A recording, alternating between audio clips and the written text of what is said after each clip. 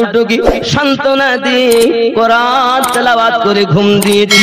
ওগো স্বামী আমার বাচ্চা দুটো নাকি শুয়ে আছে আর আপনি মেহমান নিয়ে এসেছেন, আমার কোনো দুঃখ নাই, কারণ আমার নবী পাক হাদিস শরীফে বললেন লা ইউমিনু আহাদুকুম হাত্তা আকুনা হাব্বা ইলাইহি মিন ওয়ালিদিহি ওয়া ওয়ালাদিহি ওয়ান নাসি আজমাইন। রাবাহুল বুখারী কিতাবুল ঈমান হাদিস নাম্বার 15। চলে বলুন সুবহানাল্লাহ। 500 টাকা আল্লাহ কবুল করেন, জোরে বলি আল্লাহুম্মা আমিন। আব্বাজি আমার সোনা মানিকেরা, নবী আমার সাল্লাল্লাহু আলাইহি ওয়াসাল্লাম জানিয়েছেন হতে পারবে না তুমি ঈমানদার যদি অর্থের থেকে বেশি, পিতামাতার থেকে বেশি, সন্তানের থেকে বেশি, এমনকি নিজের থেকেও বেশি যদি প্রেম না করো, লা ইউমিনু তুমি মুমিন হতে পারবে না। সাহাবা রাসূলদের মধ্যে কত প্রেম, সন্তান থেকে বেশি আমার নবী পাকের প্রেম তাদের অন্তরে, জোরে বলুন সুবহানাল্লাহ। আজ তাদের মধ্যে কোনো দলিল ছিল না, যা বলে তাই মেনে নেই। হে বাবা, আজ আমাদের মাঝে এসেছে 1450 বছর পরে, যাদের বয়স হলো মাত্র 79 বছর, তারা আজ দলিল ছাড়া কথা বলে না, কথায় কথায় বলে বলো কোরআন আছে না হাদিসে আছে। রায়খাদিকি থেকে বাবলু 500 টাকা, আর এক বাবলু 500, আর ওগুলো ও আচ্ছা। রাগ হচ্ছে নি? জোরে বলেন রাগ হচ্ছে? সত্যি হয়নি? আপনার ভাবতে কি মনে হচ্ছে আমরা রাগ হতে ছড়িয়ে দিমা কে দিবাছি এরকম ভাব? আব্বাজি আবার সোনা মানে খেয়াল করুন না বাবা, এমনি করে হযরত আবু তালহা রাদিয়াল্লাহু তাআলা আনহু শুনলেন, বাবা কি মায়া তার অন্তরে, বাবাজি আমার নবী পাকের প্রতি কেমন ভক্তি, জানের থেকে বেশি মহব্বত করো, সন্তানের থেকে বেশি মহব্বত করো, আর আমরা কাকে মহব্বত করি নিজে বিচার করে দেখুন। বাবাজি আমার আপনি কোন ঈমানদার, 1 নাম্বার না 2 নাম্বার? সাধু হওয়া ভালো, সাধু সাজা কথা বোঝা যায় না? আরে সেজি বুঝি হ্যাঁ মনে হচ্ছে আমার মতো হুজুর আর কেউ নেই, আমার মতো ভেতর কালো আর জগতে দেখিনি। আব্বাজি আমার সোনা মানি ভালো করে বুঝুন, ঈমান কাকে বলে? ঈমান যদি হয় তাহলে আমলের মূল্য, ঈমান যদি না থাকে আমলের কোনো দাম আছে? আছে কথা বলে। আপনি হয়তো বলেন হুজুর ঈমান কি হবে, আমল লাগলেই হবে। এখন আমি একটা উদাহরণ দেব, এক্সাম্পল দেব। আব্বা আমার মনে করুন ঈমান হলো এক, যত আমল আছে সব হলো শূন্য। আব্বা আমার যে আপনার এক হলো কারণ নামাজ পড়তে বলেছেন ইমানদারকে, রোজা রাখতে ইমানদারকে, হজ করতে ইমানদার, আল্লাহ যা বলেছেন ইমানদারকে ডেকে ডেকে বলেছেন। 1 নাম্বার যখন সংখ্যা লাগলো, নামাজ পড়লেন একটি শূন্য লাগলো, কত হলো? কতক্ষণ একের পিঠে শূন্য কত? যাকাত প্রদান করলেন আর একটা শূন্য কত? বাবা আমার রোজা রাখলেন আর একটা শূন্য কত হলো? 1000 হলো, 3টি হয়েছে বাবার জন্য, একের পিঠে 3টি শূন্য, 1000। কি নাম? মিনারুল, তার দাদার নামে 500। বাবা আমার আপনি এবার রোজা নামাজ পড়লেন, যাকাত দিলেন, রোজা রাখলেন, হজ করলেন, আর একটা শূন্য লাগলো, কত হলো? 10,000। বাবা রাস্তা দিয়ে যাচ্ছে, গাড়ি ঘোড়া যা চাপ, বাপরে বাপ ভুভা করে যায়, একদম 80-100 গাড়ি রানিং, হাত পা ভেঙে চিতেই পড়তেছে, তাতে আবার হেডফোন কানে, কে বাঁশি দিল কিচ্ছু শোনা যায় না রে বাবা, করে যাচ্ছে। মনে করেন আমি আর মুফতি সাহেব যাচ্ছিলাম, আর মুফতি সাহেব ঠিক গাড়ি আসতে আমি খেয়াল করিনি, উনি আমার হাতটা ধরে টেনে সরাই দিয়েছে, গাড়ি ভুম করে চলে গেল, আর একটা সৈন্য মুফতি সাহেবের লেগে গেল, কত হইল? 1 লাখ হইল। আচ্ছা বাবা সংখ্যা নেই, শুধু সৈন্য আছে, কোন দাম আছে? এই জন্য আমি মাঝে মাঝে বলি, যাদের নামাজ আল্লাহ পছন্দ করে তারা মসজিদে ঢোকে না, আর যাদের নামাজ পছন্দ করে না তারা ঢুকেছে তো আর বেরোচ্ছে না। এখানে খাবো, এখানে শোবো, এখানে ঘুমাবো, এখানে রান্না করবো, সব এখানে করবে। হে বাবা, ঈমানবিহীন, এক সংখ্যাবিহীন যেমন শূন্যর কোনো দাম নেই, ঈমানবিহীন আমলের কোনো দাম নেই। সুবহানাল্লাহ, সুবহানাল্লাহ। বোঝা যায়নি গো আমার বন্ধুরা? আমি আপনাদের বোঝাতে চাই পৃথিবীর জমিনে ঈমান, ঈমান কারে বলে? ومن الناس من يقول آمنا بالله وباليوم الآخر وما هم بمؤمنين কিছু আরবের মানুষরা এসে বলছে বাবা ومن الناس من يقول آمنا কিছু মানুষরা এসে বলল আমরা ঈমান এনেছি আমান্না এক আল্লাহর প্রতি আমান্না বিল্লাহ এক আল্লাহর প্রতি ওয়াবিল আখিরি বিশ্বাস করি আখিরাতকে আখিরাত কি মরার পর উঠবো আখিরাত পুলসিরাত আখিরাত মিজান আখিরাত জাহান্নাম আখিরাত জান্নাত আখিরাত হিসাব নিকাশ আখিরাত তারা বলে আমরা এক আল্লাহ মানি আখিরাতকে বিশ্বাস করি আমার আল্লাহ বলেন ওয়ামা হুম বিমুমিনিন কিন্তু তারা ঈমানদার নয় তার ঈমান কারা হুজুর কোরআন থেকে প্রমাণ কোরআন মাজিদের বাবাজি আমার 49 নাম্বার সূরা সূরাটির নাম সূরা হুজুরাত সূরা বললাম 114 সূরার মধ্যে 49 নাম্বার সূরা সূরাটির নাম সূরা হুজুরাত খেয়াল করুন বাবা ছদ্মবেশীদেরকে আমরা ঈমানদার বলি না তার কারণ কোরআন বলেছে আমি বলিনি আল্লাহ নিজে ওয়াজ করে বলেছেন জোরে বলুন সুবহানাল্লাহ আয়াত নাম্বার 14 কত নাম্বার আয়াত 14 নাম্বার আয়াত বাবা কোরআন থেকে দলিল নেন নামাজ পড়লার মনে করলেন আমার হয়ে গেল না বাবা না আল্লাহ কোরআন শরীফ ওয়াজ করতেন পারে না আপনার সূরাটির নাম সূরা হুজুরাত 49 নাম্বার সূরা আয়াত নাম্বার 14 খেয়াল করুন বিসমিল্লাহির রহমানির রহিম الأعراب آمنا قل لم تؤمنوا ولكن قولوا أسلمنا ولما يدخل الإيمان في قلوبكم আরবের মধ্যে দিহাত গ্রাম এলাকা ছিল দিহাত কে रहने वाले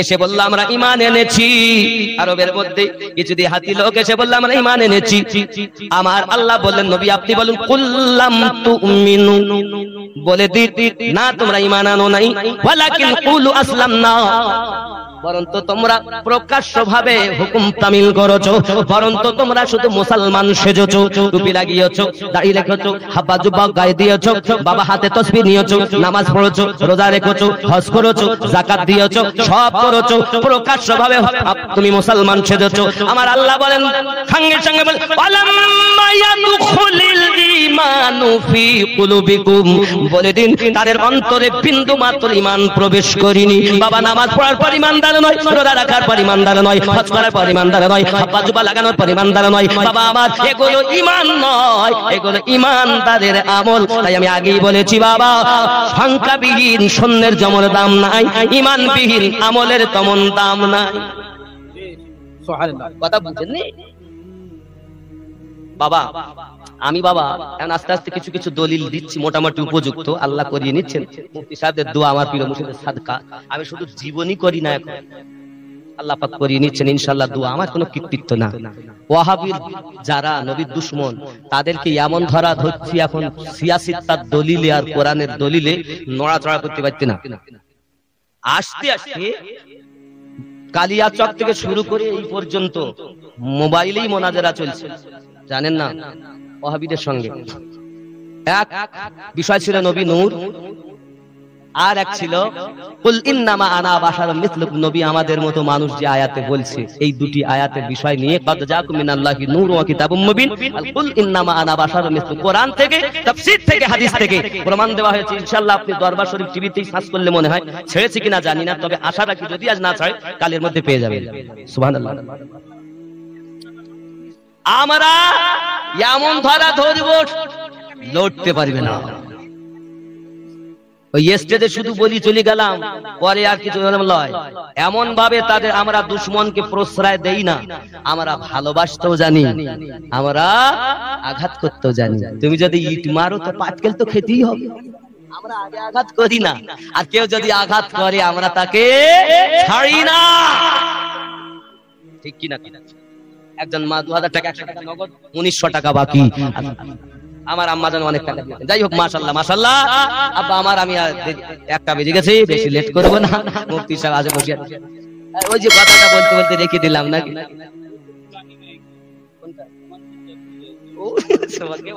চার পাঁচটা পড়ে সব নাতই শুনবে শুধু মানে ওয়াজ শুনবে না আমরা নাচ শুনবো কি অবস্থা সুবহানাল্লাহ মাশাআল্লাহ ওয়াজ ইনশাআল্লাহ মুফতি সাহেব করবেন তাহলে নাতই শোনার খুব নাকি গো যদি কোন সুবহানাল্লাহ সুবহানাল্লাহ আমার নবী সাল্লাল্লাহু আলাইহি ওয়াসাল্লাম बाबा गूंज उठी सदाए मरहबा, आ गए हुजूर आ गए हुजूर, मोहब्बत आ गए हुजूर आ गए हुजूर, जश्न ईद बारबी मना, आ गए हुजूर। মানে এসে গেছেন হুজুর, এসে গেছেন, আমাদের নবী এসে গেছেন। জশ্ন ঈদ বারবি মানা, 12 রবিউল আউয়াল মানাও কেন? আ গয়ে হুজুর, মোহব্বত জশ্ন ঈদ বারবি মানা, আ গয়ে হুজুর, जश्न ईद बारबी मना, आ गए हुजूर। अर्श फर्श में थी गुफ्तगू, मैं बड़ा हुआ है बड़ा तू, फर्श बोला अब हूँ मैं बड़ा, आ गए हुजूर। জোরে বলুন সুবহানাল্লাহ।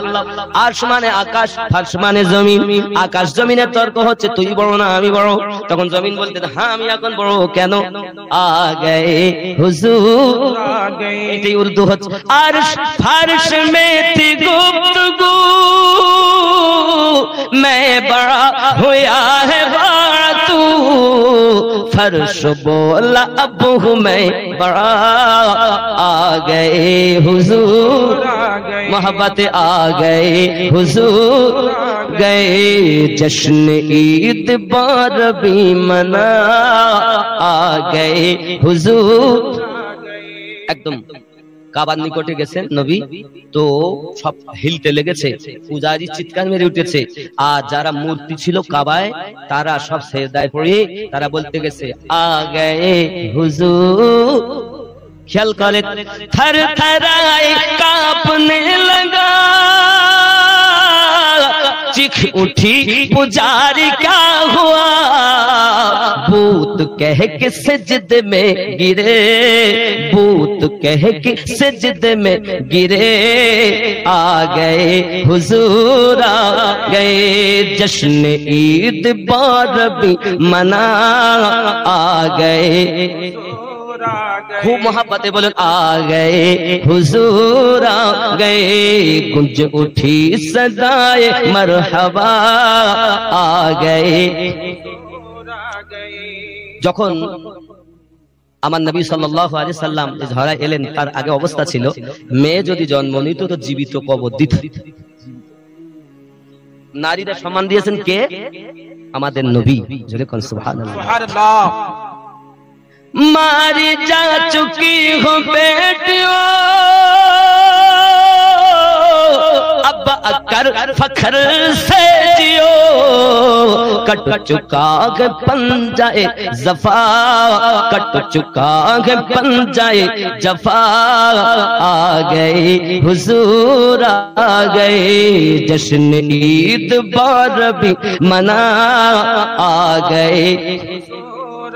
और मोहब्बत आ गए हुजूर, माल लिए गली गली, बूढ़िया बोलती हुई चली, अब लौटने का गम नहीं रहा, अब लौटने का गम नहीं रहा, आ गए हुजूर आ गए, जश्न ईद बारबी मना, आ गए हुजूर। जरे बोलना सुबहानल्लाह। सुबह तैबा में हुई, बटता है बड़ा नूर का, बटता है बड़ा नूर का, सुबह तैबा में हुई बटता है नूर का, सदका लेने नूर का आया है तारा नूर का, सदका लेने नूर का आया है तारा नूर का। ज़ोरे बोलो। तेरे नस्ले पाक में है बाचा बाचा नूर का, तू है आईने नूर तेरा सब घराना नूर का। आज रब्बे करीम बोलेन अमा अरसलनाका इल्ला रहमाताल लिल आलामीन। रब्बे करीम आमादेर नबीके तमाम জাহানের জন্য রহমত করে পাঠিয়েছেন। কি করে? রহমত হয়ে এসেছেন। অপর জায়গায় বলেছেন মাইয়াহদিল্লাহ, আমি আল্লাহ যাদের হেদায়েত দেই, ফাহুয়াল মুহতাদি, তারা হেদায়েত প্রাপ্ত হয়। ফালান ওয়া মাইয়ুদলিল, আমি আল্লাহ যাদেরকে পথভ্রষ্ট করি, ফালান তাজিদা লাহু ওয়ালিয়া মুরশিদা, ওই ব্যক্তি পথ প্রদর্শক হিসাবে কোন ব্যক্তিকে পাবে না, পথ প্রদর্শক হিসাবে একজন মুর্শিদ পাবে। এখন এক ফেরাউন তখন নবী, এক নমরুদ তখন নবী, আবু জাহেল একা তাও নবী, উতবা সাইবা উতাইবা তাও নবী। আল্লাহ পাক রব্বুল ইজ্জাত জানাচ্ছেন অখাতামান নবিয়্যিন, তিনি শেষ নবী। রাসূল বললেন আনা খাতামান নবিয়্যিন লা নবী বাদি, আমি হলাম শেষ পয়গম্বর, আমার পর আর কোন নবী আসবে না। ও বাবা, তাহলে আমরা কোন নবীর উম্মত? কথা বলেন না কেন? আমাদের নবী ফার্স্ট না লাস্ট? প্রথম থেকে শেষ যিনি আমাদের নবী, ঠিক না ভুল? আব্বালে যিনি, আখেরে তিনি আমাদের নবী। কিন্তু এই দুনিয়া থাকবে কেমন করে? তিনি তো শেষ নবী। তখন দলিলে পাওয়া যায় আল্লাহ পাক রব্বুল ইজ্জাত বলেন আমি নবুয়াতের দরজা বন্ধ করেছি, বেলায়াত চালু রেখেছি। আল বেলায়াতু জিলদুন নবুওয়াহ, নবুয়াত হলো বেলায়াত, বেলায়াতে হলো নবুয়াতের ছায়া। যদি বলেন বেলায়াত আর নবুয়াত বুঝাইতাম কেমনে? এনার গায়ের উপর আমার একটা ছায়া দেখতে পাচ্ছেন, এই হাতের ছায়া দেখতে পাচ্ছেন? দেখা যাচ্ছে অল্প লোক দেখতে পাচ্ছেন। এই জামাতে দেখেন ছায়া দেখা যাচ্ছে। আচ্ছা ও কিসের ছায়া? কথা বলেন। হাতে। আচ্ছা ছায়াটা কি হাত? কথা বলবেন। ছায়াটা হাতে সত্য, কিন্তু ছায়াটা হাত নয়। এটাও রব্বে কারীম কত সুন্দর করে নবুয়াতটাকে বন্ধ করে দিয়ে হেদায়াত বেলায়াত চালু করে আমাদেরকে বুঝিয়ে দিচ্ছেন। আমার দরুদে রাসূল বুজুর্গানের দিনেরা বলছেন, কত সুন্দর করে বুঝিয়েছেন। যেমন হাত আর হাতের ছায়া ওটা সত্য, কিন্তু ছায়াটা হাত নয়, হাতের ছায়া, ছায়া এটা সত্য। তদ্রূপ বেলায়াত নবুয়াত নয়, নবুয়াতের ছায়া এটা তেমন সত্য। জোরে বলেন। এটা নবুয়াতের ছায়া, বেলায়াত এটা সত্য, কিন্তু বেলায়াত নবুয়াত নয়। রব্বে কারীম বলেন আমি আল্লাহ যাদের হেদায়াত দিব তারাই হেদায়াত পাবে, আর তারা আমি আল্লাহ যাদের পথ ভ্রষ্ট করব তারা একজন পথ প্রদর্শক হিসাবে কাউকে পাবে। বুঝতে পেরেছেন? একজন পথ প্রদর্শক, একজন ওলি হিসাবে কাউকে পাবে না।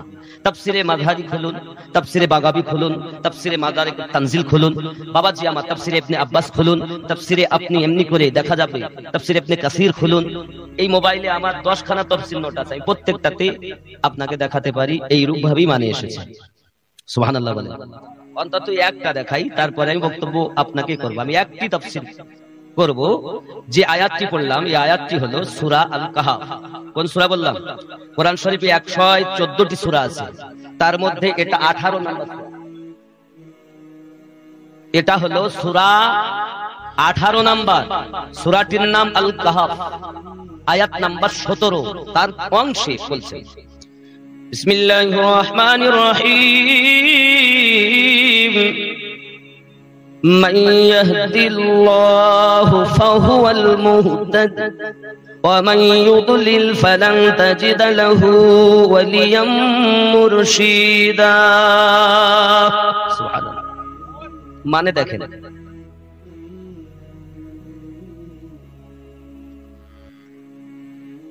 जिसे हिदायत दे, जाके अल्लाह हिदायत दें, फाहुवल मुहतदी, बस वो हिदायत याफ्ता। ये माने टा कुछ राइसुल मुफस्सिरीन जार उपाधि हजरत अब्दुल्लाह इब्ने अब्बास रादियल्लाहु ताला तफसीर इब्ने अब्बास, सुभानअल्लाह। जिसे वो हिदायत दे, वो माने अल्लाह, सुभानअल्लाह। वो बस वो हिदायत याफ्ता, वही व्यक्ति हिदायत प्राप्त। जोरे बकान वा मई युदलिल, और जो जिसे वो गुमराह करे और जादेर के अल्लाह पथ भ्रष्ट करबेन, फलन तजिदा लहू वलिया मुर्शिदा, बस तू हरगिज ना पाएगा इसलिए, इसके लिए, उसके लिए कोई रफीक सीधी राह दिखाने वाला। बाबाजी আমার যেটাকে আরো পরিষ্কার করছেন, जिसको खुदा हिदायत दे वो हिदायत याब है, और जिसको गुमराह कर दे तो तुम उसके लिए कोई दोस्त राह बताने वाला ना पाओगे। এই আয়াত বাবাজি আমার এই তাফসীরে আরো অনেক কিছু। তাহলে হিদায়াত দেবেন কে? তাদেরই জন্য একজন ওলি আল্লাহ মিলিয়ে দেবেন। যারা ওলি পায়নি তারা বেকার, যারা পেয়েছে তারা সঠিক। সুবহানাল্লাহ। তাহলে আল্লাহ পাক কোরআন শরীফে ওয়াজ করলেন, আমি যাদের পাইয়ে দিয়েছি, হেদায়াত যাদের দেই তারাই পায়। তাহলে নিশ্চিত আমরা ওলি পেয়েছি, মানে আমরা হেদায়াত আল্লাহর প্রাপ্ত, নাকি বলেন? কোরআনের ওয়াজ আমি ওয়াজ করিনি, আল্লাহ ওয়াজ করে বলেছেন, ঠিক কি না? আল্লাহ বলেছেন হেদায়াত আল্লাহ পাকের হাতে, ওলি তারাই পাবে। কথা বোঝা যাচ্ছে? এখন এই মৃত ব্যক্তিদের দাফন করা আছে আপনাদের পাশে কবরস্থানে, এই ব্যক্তি তো মরে শেষ। বাপজি আমার সোনা মানিকেরা খুব ভালো করে ব্রেনের ভিতরে রাখুন। মুফতি সাহেব বলছিলেন মুরিদ হবেন, মুরিদ হবেন, হুজুর আসবেন, ওনার কাছে মুরিদ হবেন। বাবা সোনা মানিক আমার মুরিদ হতে হবে, নিজের ভিতরে আপনার কিনার দেহটাকে সজীব করবেন।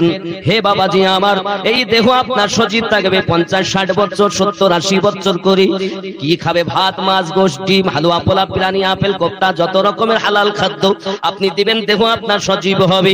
কিন্তু আপনার ভিতরে আমার আল্লাহ পাক কত কি দিয়েছেন বাবা?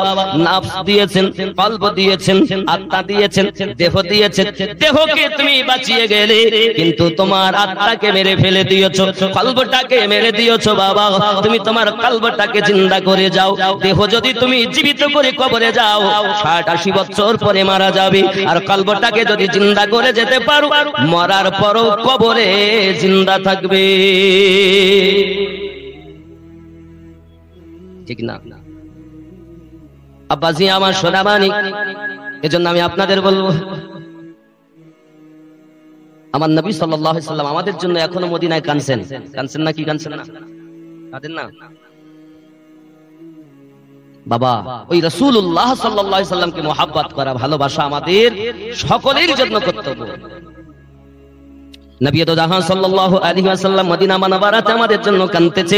তার কান্নার আওয়াজ, আমার নবী পাকের কান্নার আওয়াজ আশিকে রাসূলদের কানে শোনা যায়, সবাই তার কান্নার আওয়াজ শুনতে পাবে না। বাবা আমার রাসূল পাক সাল্লাল্লাহু আলাইহি ওয়াসাল্লাম তো মদিনা মুনাওয়ারাতে না শুধু রওজাও, কিন্তু আমার নবী আছেন প্রত্যেক মুমিনের জানের থেকে আরো নিকটে, আরো নিকটে। রব্বে কারীম ওয়াজ করে বলেছে, আমি আল্লাহ পাক রব্বুল ইজ্জাত প্রত্যেক মুমিনের জানের থেকে আরো নিকটে নিকটে নবী রেখেছি। আন-নবিয়্যু আওলা বিল মুমিনিনা মিন আনফুসিহিম, প্রত্যেক মুমিনের জানের থেকে আরো নিকটে রেখেছি। জোরে বলুন সুবহানাল্লাহ, আরো জোরে বলুন মাশাআল্লাহ। বাবা বোঝা গেল নবী আমাদের এত কাছে, একবারও দেখেছেন? জন্ম মোদের নবীর যুগে হলে কেমন হতো, দু নয়নে রাসূল পাক দেখিলে কেমন হতো। জন্ম মোদের নবীর যুগে হলে, বাবা বোবা গোষ্ঠী আছেন নাকি এখানে? বোবা গোষ্ঠী অনেকে বোবা কথা কয় না, আপনারা একটু জোরে কথা কইবেন। জন্ম আমার নবীর যুগে হলে কেন কেন দু নয়নে রাসূল পাক দেখিলে কেমন হতো। জন্ম মোদের নবীর যুগে হলে আসত ভেসে হযরতে বেলালের মধুর আযান, যে আযানে ছিল এমন প্রেম মুগ্ধ রহমান। দয়ার নবীর পিছে নামাজ, দয়ার নবীর পিছে নামাজ পড়িলে কেমন হতো। কেন কেন দু নয়নে রাসূল পাক দেখিলে কেমন হতো। জন্ম নবীর যুগে হলে কেমন ছিল দৃশ্য মদিনার, দেখছেন সব সাহাবী খেলছে নাতি হাসান হুসাইন পাশে দয়াল নবী। নবীর কাঁধে খেলছে হুসাইন দেখিলে কেমন হতো। রাসূল ডাকছেন নাতি হাসান শুনিলে কেমন হতো। কেন কেন দু নয়নে রাসূল পাক দেখিলে কেমন হতো। জন্ম মোদের নবীর যুগে হলে, খেয়াল করুন, তিনি কত আলোচনায় থাকতাম আমরা অধম, সামনে রাসূল পাক হতেন পাশে সাহাবাগণ। আবু বকর উমর উসমান আলীর সঙ্গী কেমন হতো। জন্ম মোদের নবীর যুগে হলে দু নয়নে রাসূল পাক দেখিলে কেমন হতো। জন্ম মোদের নবীর যুগে হলে, আব্বাজি আবার খেয়াল করুন,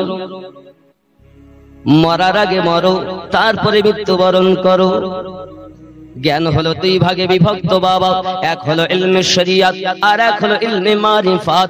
বাবা এক হলো পুঁথিগত বিদ্যাও স্কুল কলেজ পাঠশালায় মাদ্রাসাতে হবে, ইউনিভার্সিটিতে হবে, আর একটি জ্ঞান আল্লাহর ওলিদের মাধ্যমে আপনার ভিতরে আসবে। হে বাবাজি, কেমন করে ওই জ্ঞানটি আসবে? আপনার মোবাইলে যদি কিছু থাকে বাবা, আপনি যদি বলেন আমার মোবাইলেতে দাও, সঙ্গে সঙ্গে বলে শেয়ারিট চালু করো, তুমি এক্সেন্টার চালু করো। বাবা সে যখন একটি সুইচ টিপে দুনিয়া আর মানুষ কেউ দেখবে না, এই মোবাইল থেকে ওই মোবাইলে যাবে। যারা বেলায়াত প্রাপ্ত আল্লাহর ওলি হয়েছে তারা ওই মাল ট্রান্সফার করতে পারে। বেলায়াত প্রাপ্ত ব্যক্তি যারা জগতের বুকে হবে তারাই আল্লাহ ওয়ালা হবে বাবা। কিন্তু পৃথিবীর জমিনে দেখা গেল, হে বাবা, এই বেলায়াতের সারাদাত আবু বকর রাদিয়াল্লাহু তাআলা আনহু থেকে নি, ফারুক আযম রাদিয়াল্লাহু তাআলা আনহু থেকে নি, উসমান জিন নুরাইন থেকে নি। হে বাবাজি আমার এমনি করে এই আপনার দেখা গেল হযরত আলী রাদিয়াল্লাহু তাআলা আনহু আপনার, উনি হলেন আপনার সম্রাট বলা হয়েছে। আমাদের ইমাম হলো 12 ইমাম।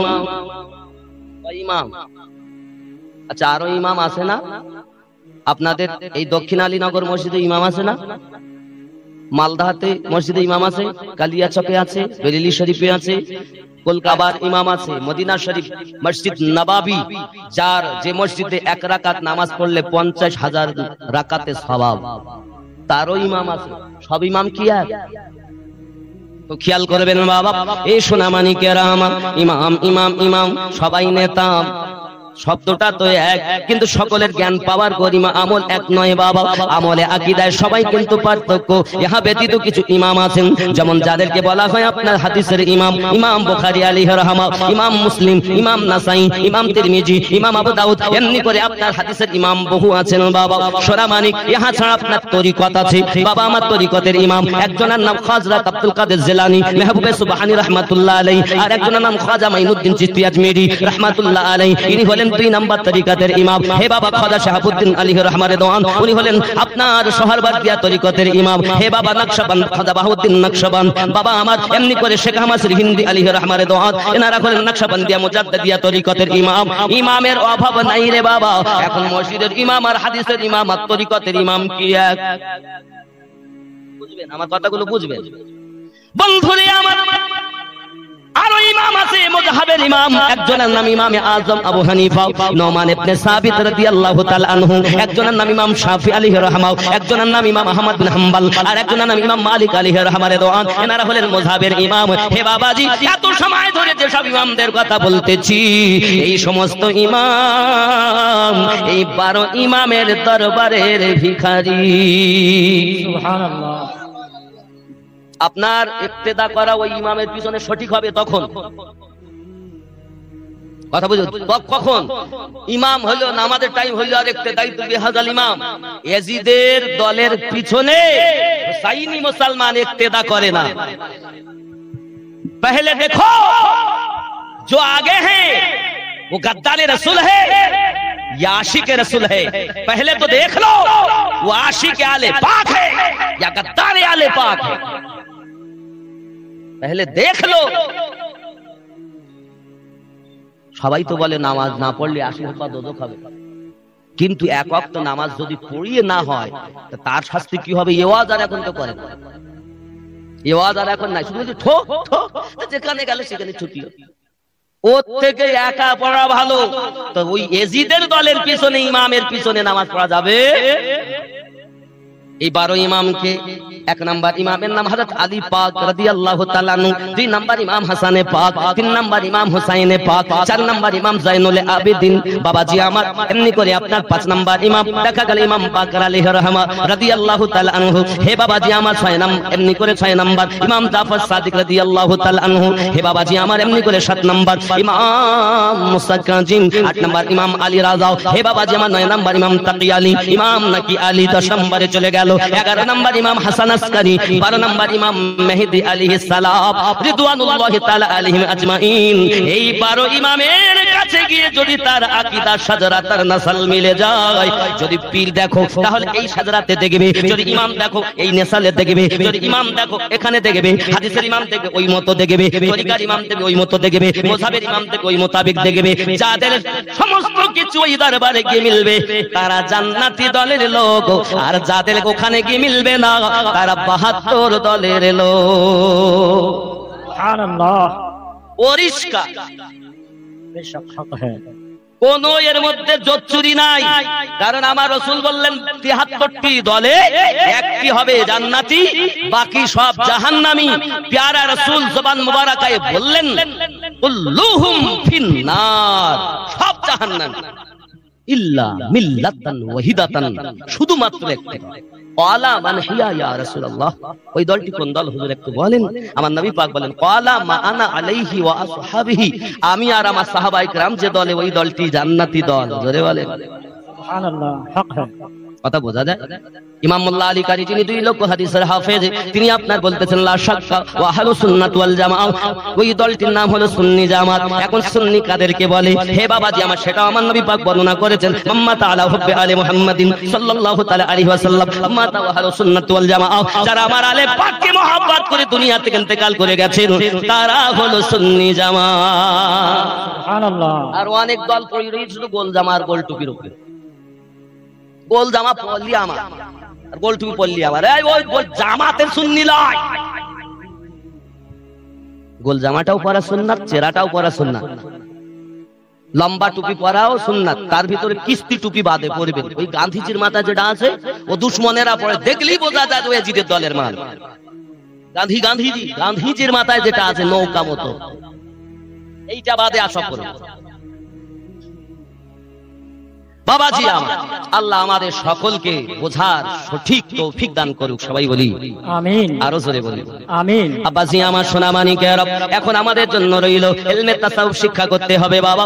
এখন দেখা গেল আব্বা নামাজ পড়ে তো মা পড়ে নাও, মা পড়ে তো আব্বা পড়ে নাও, বাবা আমার বেনামাজি সবাই দেখা যায়, শুটিং শাটিং ফিটিং, কাঁধে মেরেছে সেফটি বিনার হুকিং, ঘরে ঝুলিয়েছে ধেনাচিকে একটি ব্যাগ। আরে দক্ষিণ আলীনগরীর যুবক ঘুরে ঘুরে আমার দিকে দেখ, লাম খালি মিম খালি নুনের পেটে এক নোক্তাও, উরমা ফাঁকা নিমতলা খালি কপালে এক নোক্তাও, এ কি বড় বিহায়া, এই মায়ের পিঠ আপনার পেটে আশিকে আউলি জন্ম নিতে পারে না, কারণ সেই মা হলো বিহায়া খাতুন, মাথায় দেয় না কাপড়, পেট দেখা যায় পিঠ দেখা যায়, তার নাম দিয়েছি বিহায়া খাতুন। চুল কেটেছে স্টাইল করি, বাবা পেশাব করে পানি নেয় না, আজান দিলে নামাজ পড়তে যায় না, তার নাম দিয়েছি বিয়াদব আলী। বিয়াদব আলী আর বিহায়া খাতুনের যদি বিয়ে হয় সন্তান কেরাম হবে, কতক্ষণ কেরাম হবে, ভালো হবে না? ওরা বাবা প্লাস্টিক মার্কা হবে, মুখে বলবে আমরা নবীকে ভালোবাসি, আলে পাককে ভালোবাসি, নামাজও পড়বে না, দাড়িও রাখবে না, সুদ খাওয়া বন্ধ দেবে না, আলঠালা বন্ধ দেবে না, কারণ ও প্লাস্টিক। সাধু হওয়া ভালো, সাধু সাজা ভালো নয় রে বাবা। সাধু সাজো না সাধু হবে, কোনটা হবে? সাধু হওয়া ভালো, সাধু সাজা। বাবাজি আমার, দয়ার নবী আপনার দরবারে আমরা গোলাম হাজির হয়েছি, জোরে বলুন সুবহানাল্লাহ। দয়ার নবী আপনার দরবারে আমরা গোলাম হাজির হয়েছি, একটু মহাব্বতে, আমরা গোলাম হাজির হয়েছি, আমরা গোলাম হাজির। দয়াল নবী মোদের জানের জান, দেশ বিদেশে গাইব আপনার শান, গাইতে গাইতে হয় যেন মরণ। দয়ার নবী আপনার দরবারে আমরা গোলাম হাজির ছি, আমরা গোলাম হাজির। আহা নয়নে দিয়ে নয়ন পাগল করলে আমার মন, নয়নে দিয়ে নয়ন পাগল করলে আমার মন, এখন প্রেম জ্বালা জলে যে অন্তরে। দয়ার নবী আপনার দরবারে আমরা গোলাম হাজির এছি, প্রথম যেদিন দেখেছি ওগো মনে আপন ভেবেছি, প্রথম যেদিন দেখেছি মনে আপন ভেবেছি, এখন তোমার ছবি ভাসে যে অন্তরে। দয়ার নবী আপনার দরবারে আমরা গোলাম, নয়নে দিয়ে নয়ন পাগল করলে আমার মন। সুবহানাল্লাহ সুবহানাল্লাহ। কখন দেখবেন নবী কাম ক্রোধ লোভ মোহ মৎসর্যকে বিলীন করে দাও বাবা, দেওয়ার পরে তুমি ফানাফি শেখ হয়ে যাও, একজন আল্লাহওয়ালার কাছে যাইয়া বিক্রি হয়ে যাও, তখন তোমার মধ্যে দেখবে আল্লাহ পাকের এত বড় শান, মুর্শিদের দেওয়া টানে দেওয়া সবকে আমার নবী দো জাহান দেখা যাবে, তখন তোমার ভাব হবে নয়নে দিয়ে নয়ন পাগল করলে আমার মন, এখন তোমার ছবি ভাসে যে অন্তরে। দয়ার নবী আপনার দরবারে আমরা গোলাম হাজির, জোরে বলুন সুবহানাল্লাহ। নবী দেখা যায়, দেখা যায়, নবী দেখা যায় রে বন্ধু। হে বাবা, খুব যুক্তিটা আপনার এক্সাম্পল শুনুন। আপনার ছেলে আছে দিল্লিতে, আপনি দক্ষিণ আলীনগর থেকে মোবাইল করলেন, মোবাইল বেটা আছে, তাকে ফোন করছেন, দেখা যাবে না এখান থেকে ফোন করলে? যাবে না। মোবাইলে যদি টাকা না থাকে তো কন্টাক্ট করা যাবে, নেটওয়ার্ক যদি না থাকে, আবার বলছে আল উলামাউ ওয়ারাসাতুল আম্বিয়া। অনেক মৌলবীর গায়ে যাবে, বলো আমার কিচ্ছু করার নেই। আল উলামাউ ওয়ারাসাতুল আম্বিয়া, আম্বিয়াদের উত্তরসূরি ওয়ারিস হলো উলামায়ে কেরাম। রাসূল পাক আমার বললেন 1450 বছর আগে, আর আমরা কাদেরকে আলেম বলতেছি? মিশকাত পড়লো নাকি? মিশকাত পড়েছে, আবু দাউদ পড়েছে, মুসলিম শরীফ পড়েছে, বুখারী পড়েছে, মাওলানা হয়ে গেছে একজন আলেম।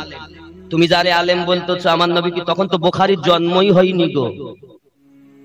এটা কোন আলেম? নবীর ওয়ারিস আবার সুদখোর হয় নাকি? নবীর ওয়ারিস আবার মিথ্যাবাদী হয় নাকি? তারা কোন আলেম? আমরা সে পাতাতেও নেই বাবা।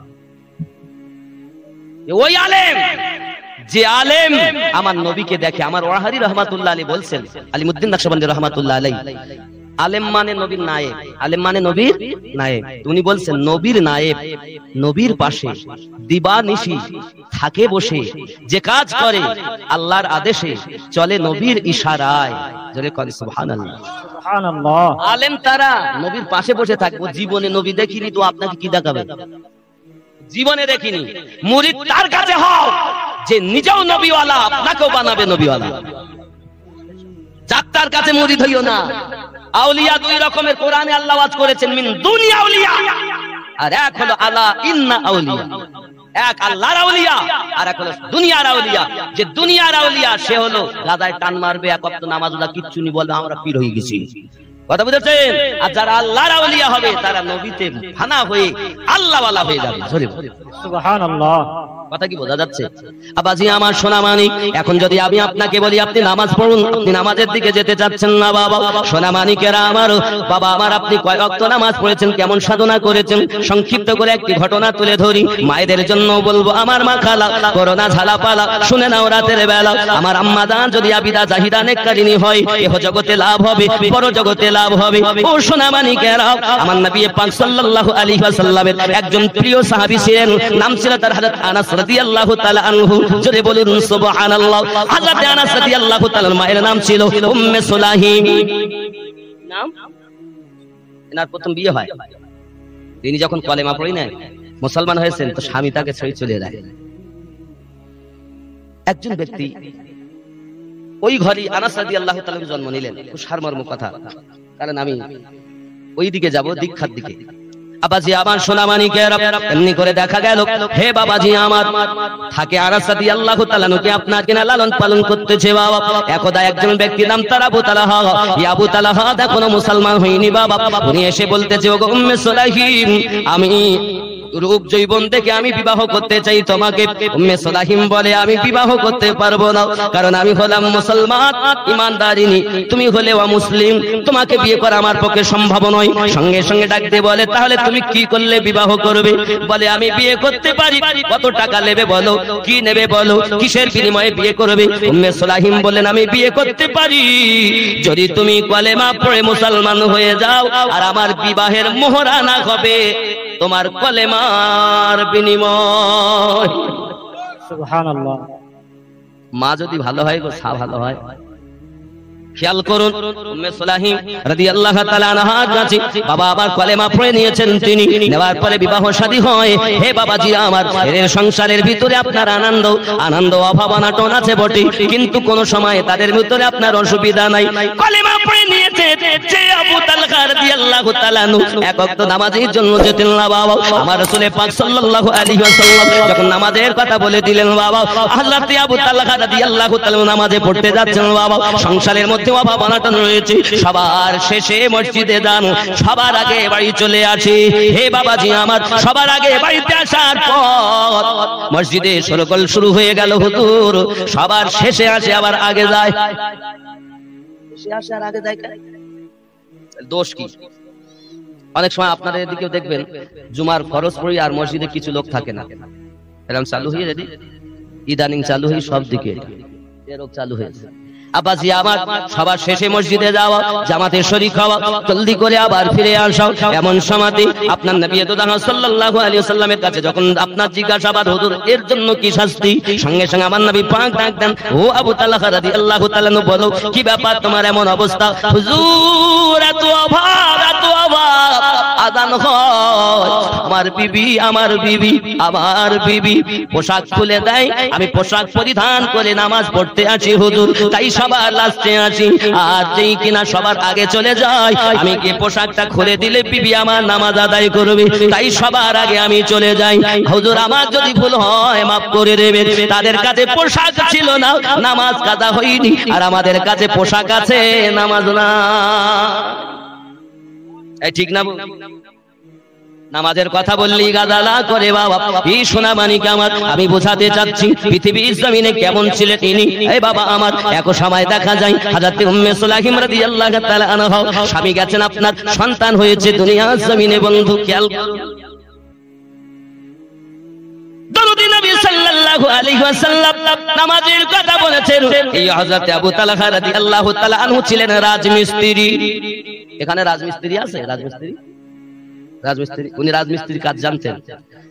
বাবাজি আমার অলিতে গলিতে ঘুরে বেড়ান কাজের জন্য বাবা, অভাব অনাটনের ঘর। খেয়াল করুন কেমন আমার নবী পাকের প্রেম তাদের ভিতরে ছিল বাবা। এমনই সময় দেখা গেল আব্বা আমার দুটি সন্তান তার বাড়ি, স্বামী প্রথম দিন চলে গেল কাজে যাওয়ার পর দেখা গেল কেউ কাজে ডাকলো না।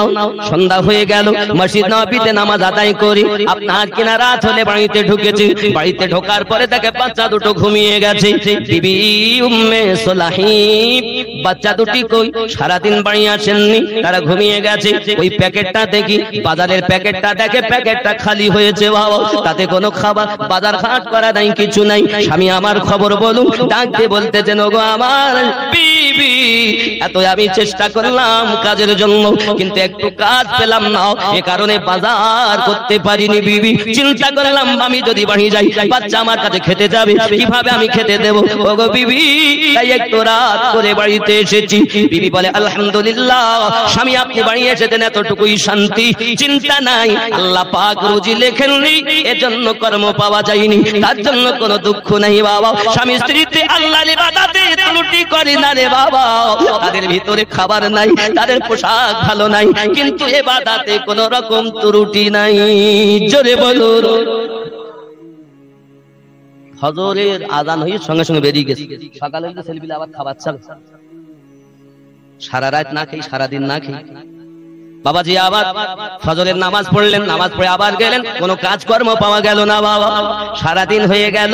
এমনি সময়তে আপনার কিনা দেখা যায় মাগরিবের নামাজ পড়লেন মসজিদ নববীতে, পড়ে বসিয়ে আছেন বাবা। এসা পড়ে রাত করে বাড়িতে যাবেন, বাচ্চাগুলো যেন ঘুমিয়ে যায়। হে বাবা আমার সোনা মানিকেরা, খেয়াল করুন দ্বিতীয় দিন বাচ্চাগুলো যখন কাঁদে, মা আব্বা কি আসেনি, বাজার কি করিনি, সঙ্গে সঙ্গে বলে, বাবা তোমার আব্বা জান কাজ পাইনি বলে আজ আবার রাত থাকতে বেরিয়ে গেছে বাবা, কাজ পেলে আজ আবার বাজার করে আনবে।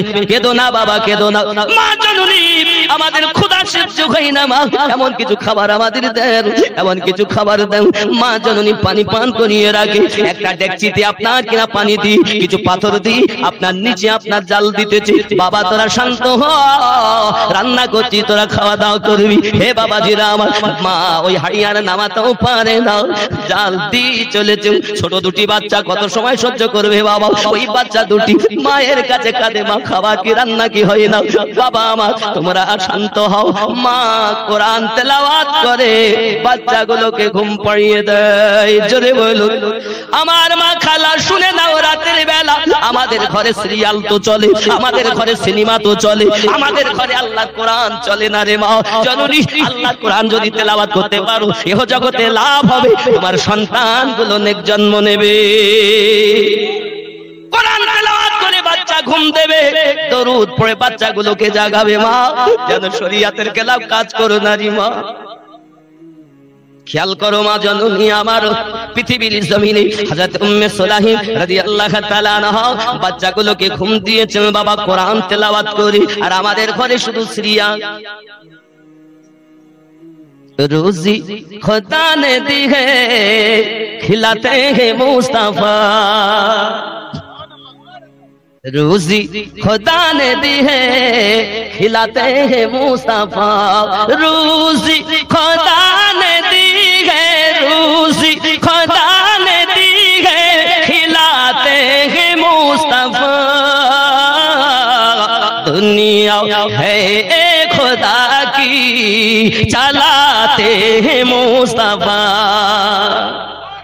کیا چلائے کیا چلائے پڑھ کر درود رات میں سو جا باوضو আহা আমরা কি করি মোবাইল টিপে সিরিয়াল দেখতে দেখতে ঘুমাচ্ছে সিনেমা দেখতে দেখতে ঘুমাচ্ছে কি উপায় কিন্তু আমার রাসূল কি বললেন পড় কর দরুদ রাত মে সো যা বাউযু पढ़ कर दरूद रात में पढ़ कर दरूद रात में सो जा बाउदू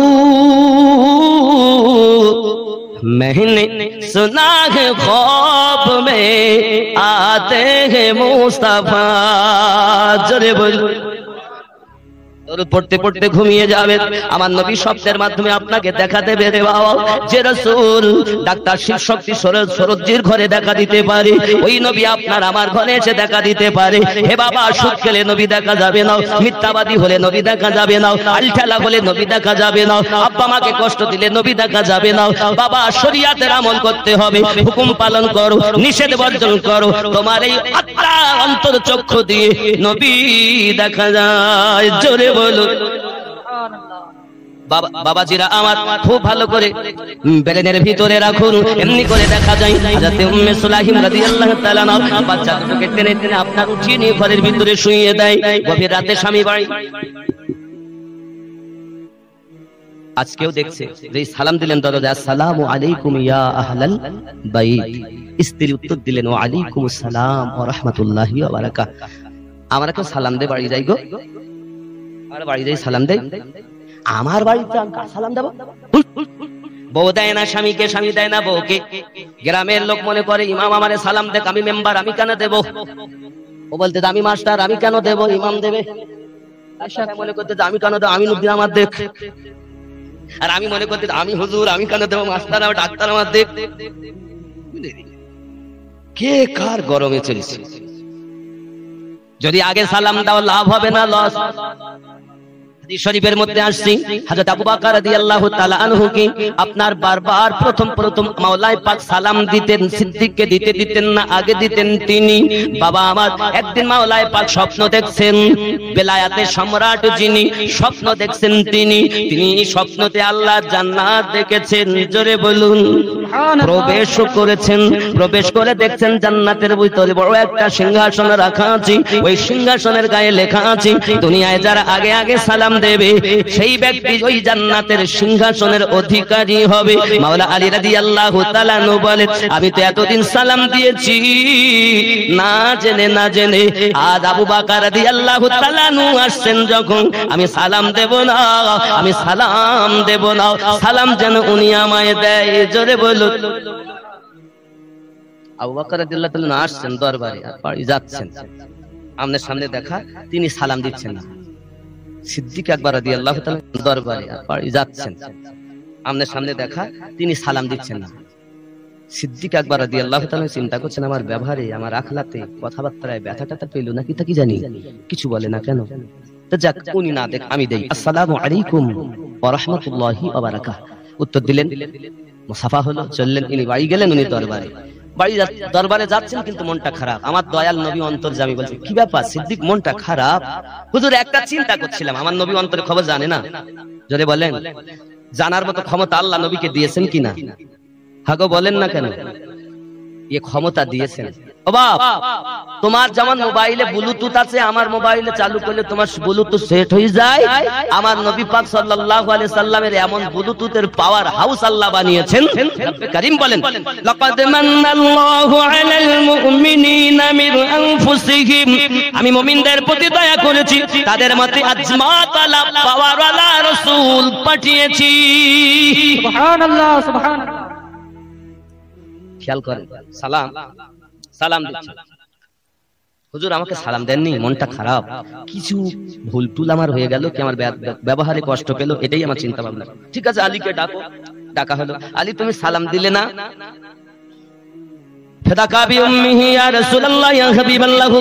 আমি এই কারণে সালাম দেইনি, শুধুমাত্র আমি আল্লাহর দয়া জান্নাত দেখেছি, তার মধ্যে সিংহাসন দেখেছি, লেখা আছে সালাম দেবে যে আগে ওই সিংহাসনের মালিক হয়ে যাবে। আমি চিন্তা করলাম আজ যখন আমি স্বপ্নে দেখেছি ওই সিংহাসনটা যেন সিদ্দিক পেয়ে যায়, আমি আমার জন্য পছন্দ করিনি, সিংহাসনটা সিদ্দিকের জন্য পছন্দ করেছি, তাই আমি সালামের অপেক্ষা করেছি। গো নবী বেয়াদবি মাফ করে দিবেন, জোরে বলুন সুবহানাল্লাহ। কে সালাম দিল না দিল বাবা? বিবি যদি আগে দেয় আগে পাবে, স্বামী যদি দেয় স্বামী সওয়াব পাবে, মুক্তাদি যদি দেয় সে আগে পাবে, ইমাম যদি দেয় আগে পাবে। সালাম দেওয়া বন্ধ হবে না, আমাদের মধ্যে চালু থাকবে, জোরে বলুন ইনশাআল্লাহ। সালাম দেবেন তো? হাজী সাহেব মনে করে আমি দেবো কেন? মৌলভী সাহেব দেখ, তুমি দিলেই লাভ, জোরে করে। বলছি নবীর দেশে চলো না, জিয়ারতে ওই মদিনা, স্বপ্নে আমি দেখি সোনার মদিনা। সুবহানাল্লাহ, সুবহানাল্লাহ, আল্লাহু আকবার, আল্লাহু আকবার। नारे रिसालत या रसूल अल्लाह, नारे रिसालत, मसलक आला हजरत, मसलक इमाम आजम, नारे तकबीर। আপনাদের এই আওয়াজ আমি বুঝতে পারছি। আচ্ছা আপনাদের আওয়াজ আছে কিনা একটু টেস্ট করি। নারে তাকবীর হয়নি? হইয়ে ভালো হইয়ে এখন না সবাই বলেননি, যত আওয়াজ আছে মোহাব্বতে নারে তাকবীর। আল্লাহু আকবার। 72 আওয়াজ দিয়েছে তো 22,000-এর কলজে হিলে গেছে, আসমান জমিন থরথর করে হিলতেছে। আমরা তো সেই ইশকের পাগল, আমাদের আওয়াজে দুশমনদের কলজে হিলে যাবে, ঠিক নেই? মোহাব্বতে আওয়াজ দিবেন, যত ভলিউম আছে সবাই, কেউ ত্রুটি করবেন না। নারে তাকবীর, নারে রিসালাত, ইয়া রাসূলুল্লাহ। সবাই বলেন এদিকে আল্লাহ যে আওয়াজ দেবেন ওর গলা চেপে দিও, গলা যেন ব্যায়াম হয়। আমি মুসাফির হয়ে দোয়া করে যাচ্ছি, যে আওয়াজে ত্রুটি করবে আল্লাহ ওর গলায় ব্যায়াম দিও, আর যে আমার রাসূলের ইশকে আওয়াজ দেবে আল্লাহ তার সমস্ত রোগ থেকে মুক্তি দিয়ে নবী পাকের দিদার নসিব করে দিও। সুবহানাল্লাহ, সুবহানাল্লাহ। আওয়াজ ভক্তি করে আওয়াজ দিতে হবে। নারে তাকবীর। এদিক থেকে বলিনি মানে সর্বনাম। আমি বাড়ি চলে যাচ্ছি ভাই, ভাব ভালো না। সুবহানাল্লাহ, সুবহানাল্লাহ, সুবহানাল্লাহ। তাকবীরটা একটু জোরে হবে, সবাই উচ্চ হবে, হাত তুলে বলতে হবে নারে রিসালাত, ইয়া রাসূলুল্লাহ। এবার দেশে নবীর ইশকের আওয়াজ, আল্লাহ ঘুমাইলে আমার নবীর দিদার নসিব করে দিও। আমিন সুবহান।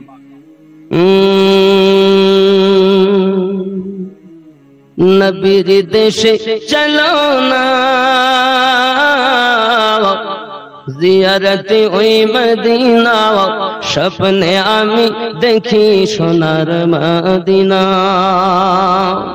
আমার নবী সোনার ছবি, তো জাহানের নূরের নবী, সেই নবীকে দেখার তরে মন হলো মোর দিওয়ানা, স্বপ্নে আমি দেখি সোনার মদিনা।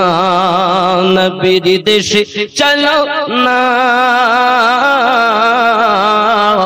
জিয়ারতে ওই মদিনা, স্বপ্নে আমি দেখি সোনার মদিনা। জোরে বলো সুবহানাল্লাহ, সুবহানাল্লাহ।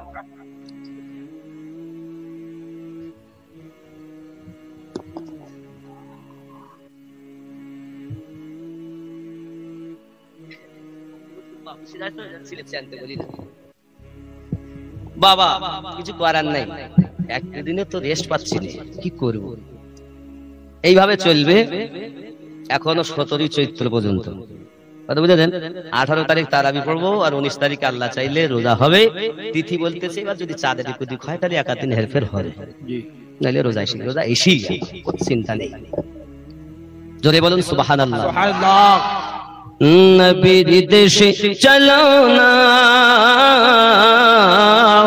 জিয়ারতে ওই মদিনা স্বপ্নে আমি দেখি সোনার মদিনা আমার নবী সোনার ছবি দো জাহানের নূরের নবী সেই নবীকে দেখার তরে মন হলো মোর দিওয়ানা স্বপ্নে আমি দেখি সোনার মদিনা জোরে বলুন সুবহানাল্লাহ গ্রামের লোকে দাওয়াত দিব খাই বলে ডেকে ডেকে গ্রামের লোকে দাওয়াত দিব খাই বলে ডেকে ডেকে ভুল করেছি ক্ষমা করো যাব আমি মদিনা স্বপ্নে আমি দেখি সোনার মদিনা নবীর দেশে চলো না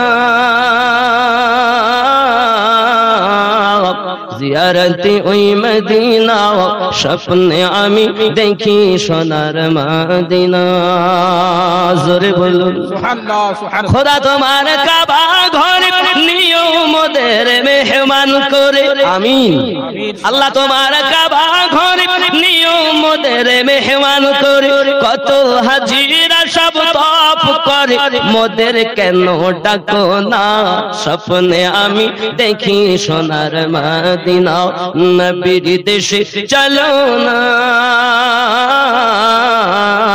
জিয়ারতে ওই মদিনা স্বপ্নে আমি দেখি সোনার মদিনা আল্লাহুম্মা সাল্লি আলা সাইয়্যিদিনা মাওলানা মুহাম্মদ ওয়া আলা আলি সাইয়্যিদিনা ওয়া আলি সাইয়্যিদিনা মাওলানা মুহাম্মদ গাছে চিনিল নবীজিকে মাসেতে চিনিল নবীজি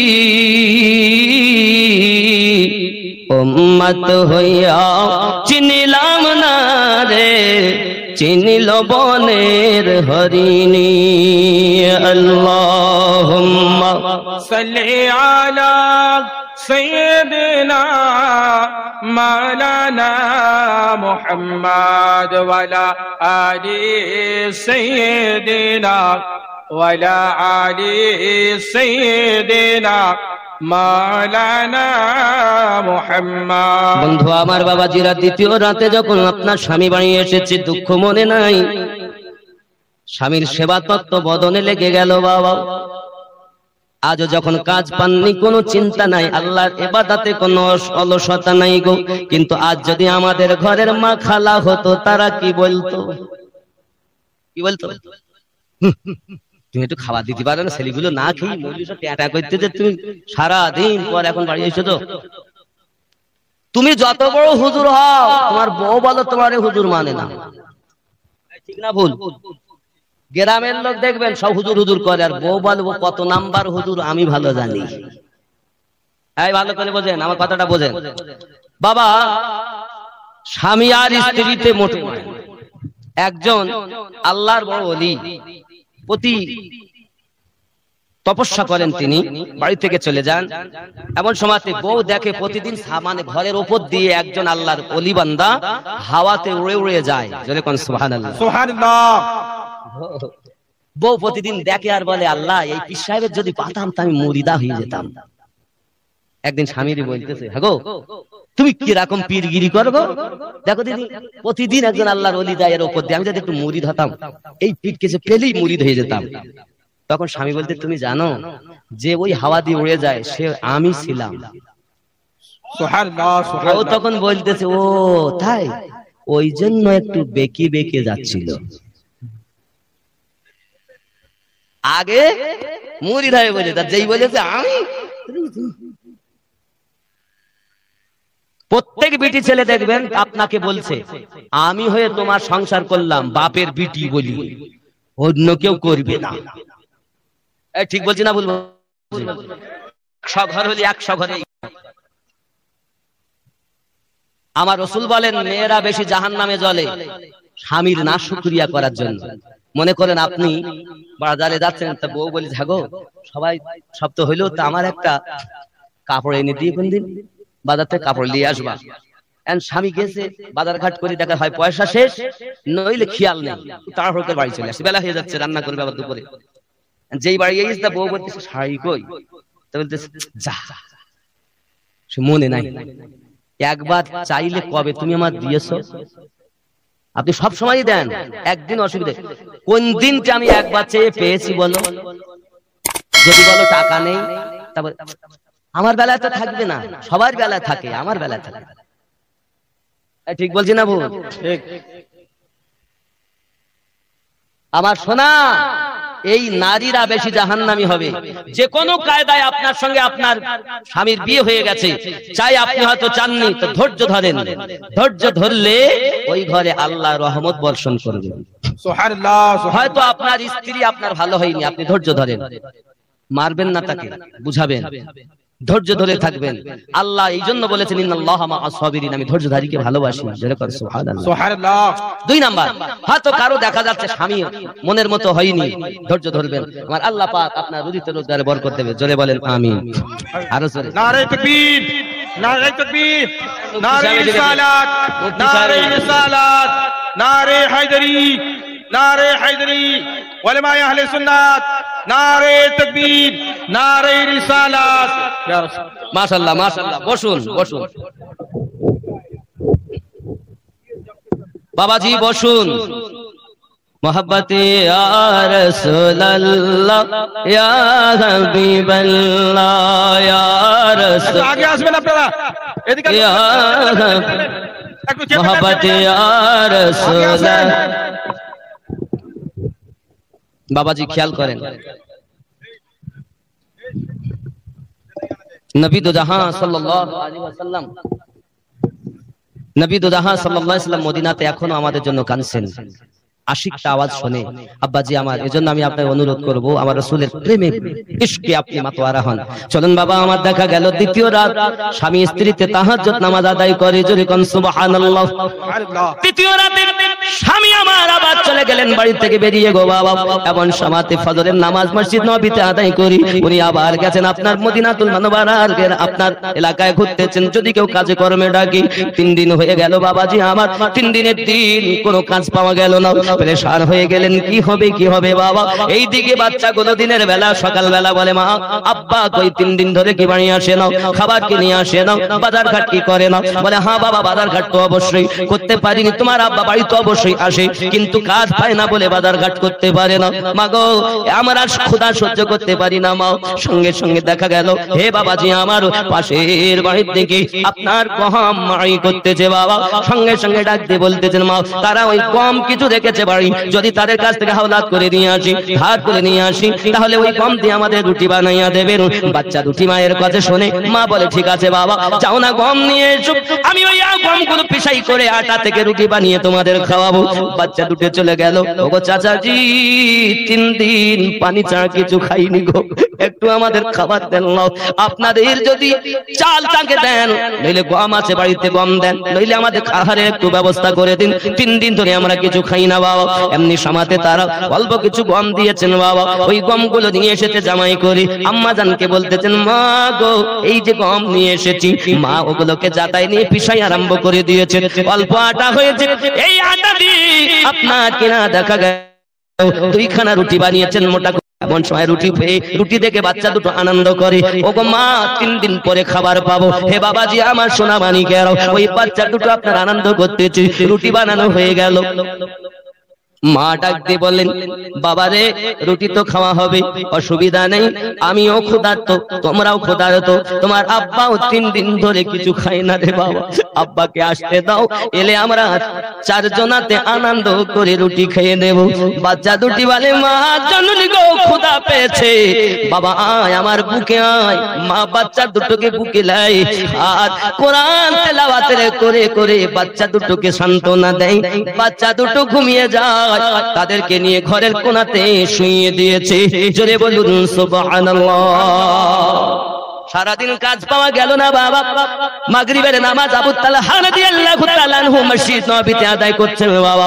নামাজ পড়ে বাড়ি এলেন না, এশার নামাজটা আপনার কিনা পড়বেন গভীর রাতে উনি বাড়ি আসবেন, কারণ 3 দিনের বেদা, আজ 3 দিন বাচ্চাদের মুখে কিছু দিতে পারে না বাবা, মনটা বড় খারাপ। হযরত আবু তালহা রাদিয়াল্লাহু তাআলা আনহু এশার নামাজের পরে দেখা গেল কিছু মেহমান আমার নবী পাকের দরবারে এসেছেন। আমার নবী পাক সাল্লাল্লাহু আলাইহি ওয়াসাল্লাম মেহমানগুলোকে সাহাবী রাসূলদের মাঝে বন্টন করে দিচ্ছেন। ওগো আবু বকর জি হুজুর তুমি লাও, উসমান তুমি, আলী তুমি নিয়ে যান। এমনি করে মেহমান বন্টন হচ্ছে। দয়াল নবী আমার বড় খুশি হলে মেহমানদারিকে আপনার পছন্দ করতেন বাবা।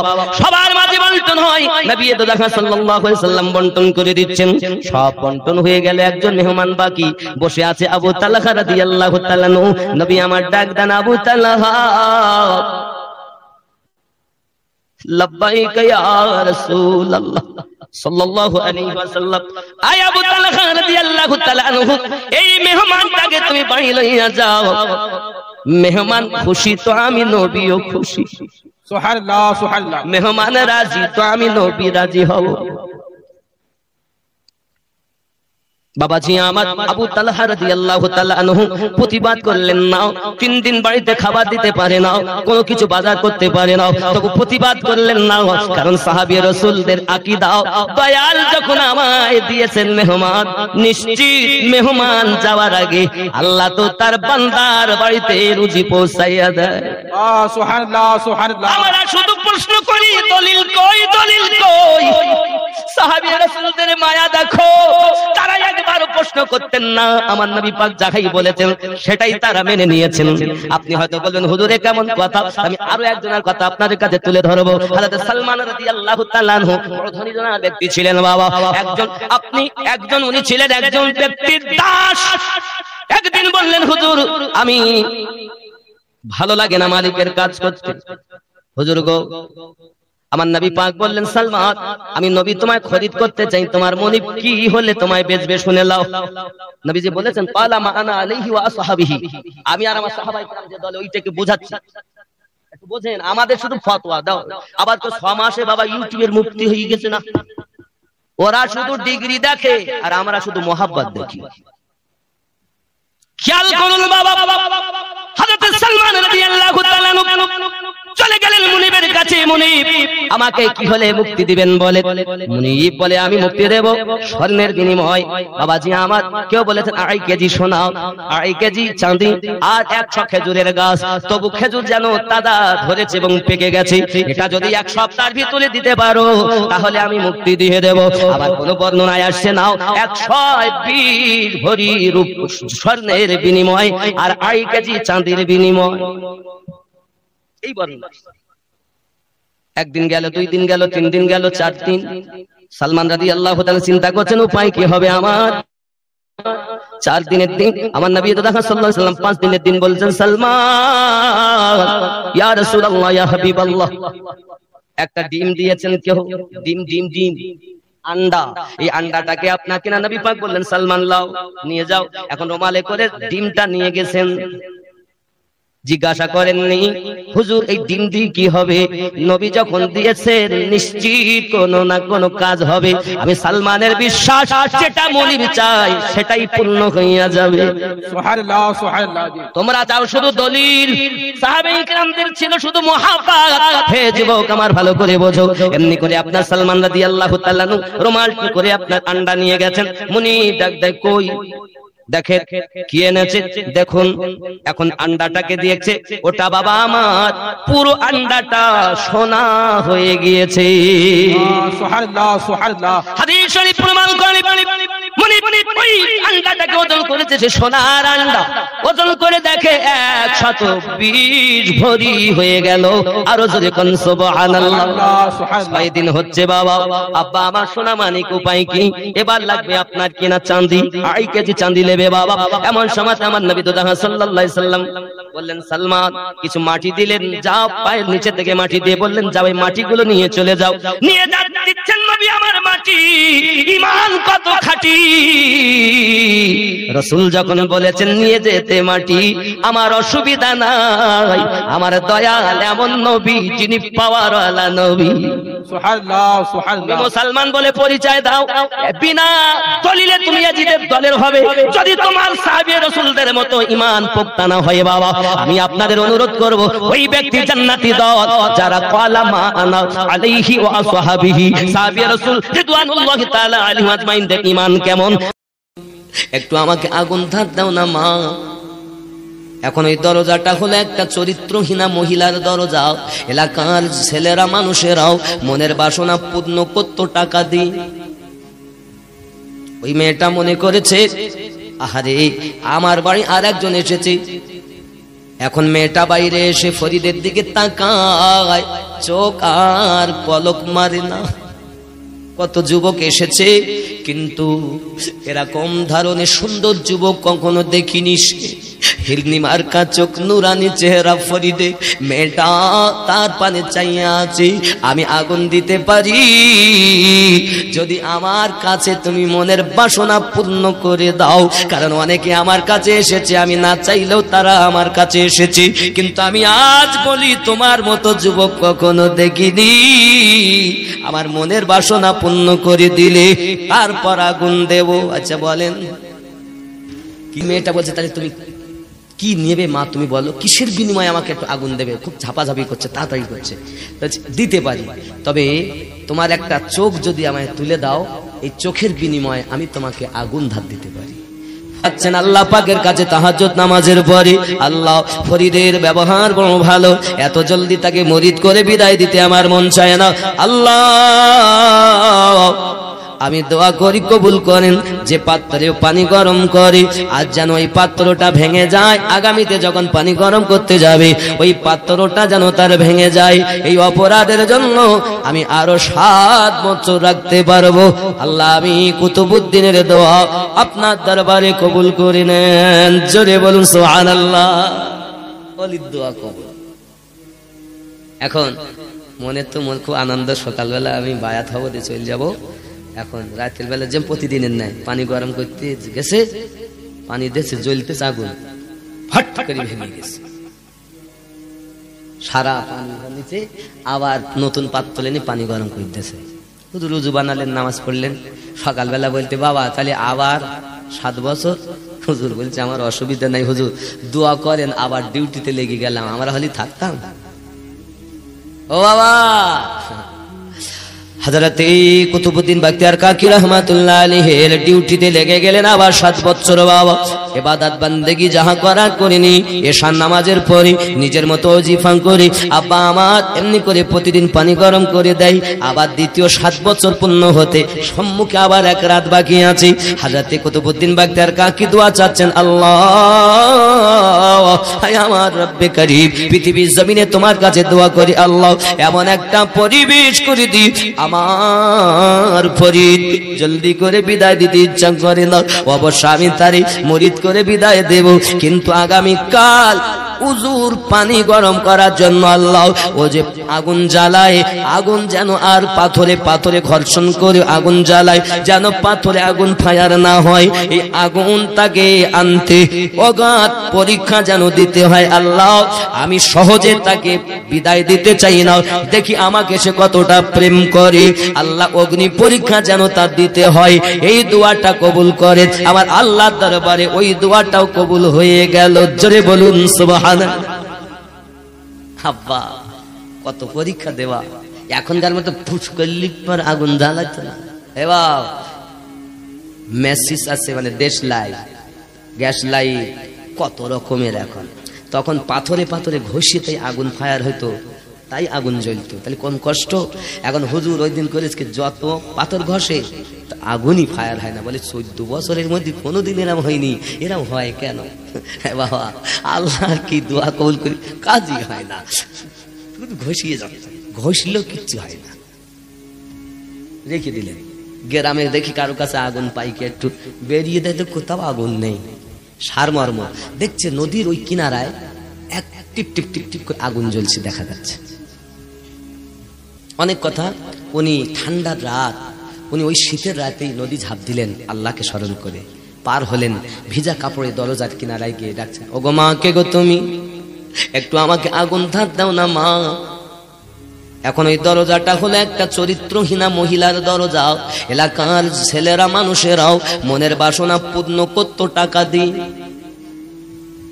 ওই মেয়েটা মনে করেছে আহারে আমার বাড়ি আর একজন এসেছে।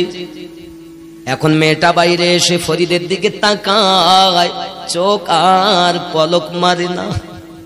কত যুবক এসেছে কিন্তু এরকম ধরনের সুন্দর যুবক কখনো দেখিনি সে। হিরনি মার্কা চোখ, নুরানি চেহারা ফরিদে। মেয়েটা তার পানে চাইয়া আছে, আমি আগুন দিতে পারি যদি আমার কাছে তুমি মনের বাসনা পূর্ণ করে দাও। কারণ অনেকে আমার কাছে এসেছে, আমি না চাইলেও তারা আমার কাছে এসেছে, কিন্তু আমি আজ বলি তোমার মতো যুবক কখনো দেখিনি। আমার মনের বাসনা পূর্ণ করে দিলে তারপর আগুন দেব। আচ্ছা বলেন কি হবে? আল্লাহর পথে আগে শয়তান লাগবে বাবা। মেয়েরাও এই মহিলার ফাঁদ বড় ফাঁদ। এই ফাঁদ থেকে যদি আপনি পাঁচ করতে পারেন হে যুবক, নিশ্চিত আপনার মধ্যে কিছু আসবে। আপনি তো সামান্য কত কত আল্লাহওয়ালাকে নষ্ট করে দিয়েছে। এই মহিলা আমার মায়ের জাত যেমন ভালো, আবার আমার আম্মা জানেরা তেমন কালো। বাবা এই মায়েদের পেট থেকে নবী জন্ম নিয়েছেন, সাহাবী জন্ম নিয়েছেন, আলে পাক জন্ম নিয়েছেন, আল্লাহর ওলিগণ জন্ম নিয়েছেন, হাফেজে কোরআন জন্ম নিয়েছেন, মুফতিয়ানে কেরাম জন্ম নিয়েছেন। আবার ওই মায়ের পেট দিয়ে চোর ছালটা মুচি মেতর ডমডকলা ডাকাত জন্ম নিয়েছে। যাই হোক, সাত কথা। হযরত ফরিদ বলেন মা আমায় মাফ করো মা। না না এ কখনো সম্ভব না।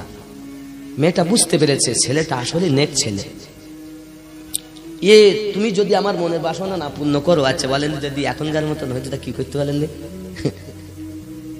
কত বড় হুজুর হইয়াছে, একটা মেয়ে ছেলে ওর কাছে দেখো রাত্রি হুজুরগিরি বেরিয়ে যাবে। যদি কোন একটা সুন্দরী মেয়ে দেওয়া হয় ঘরে, কত বড় হুজুর দেখো, পরীক্ষা করো। আরে যারা আল্লাহর নবীর হয়ে যায় তারা প্রথম নাম্বারে কাম।